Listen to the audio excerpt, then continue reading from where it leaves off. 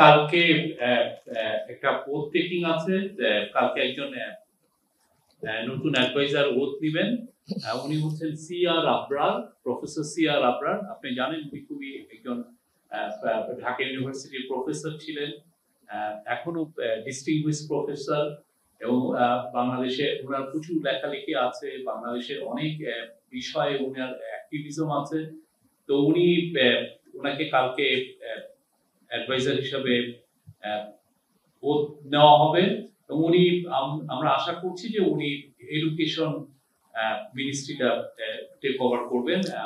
Professor Wahiduddin Mahmud অনেকদিন ধরেই বলছিলেন যে ওনার জন্য ওনার যে অ্যাডভান্স এজে উনি চাচ্ছিলেন না যে দুইটা ওনার একই সাথে প্ল্যানিং মিনিস্ট্রি, আপনি জানেন প্ল্যানিং মিনিস্ট্রি অনেক বড় মিনিস্ট্রি, আবার at the same time education ministry, দুটোই দেখতে হচ্ছে।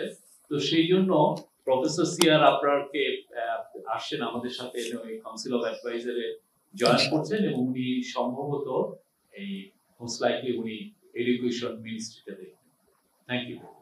কালকে 11টার সময় শপথ বঙ্গভবন।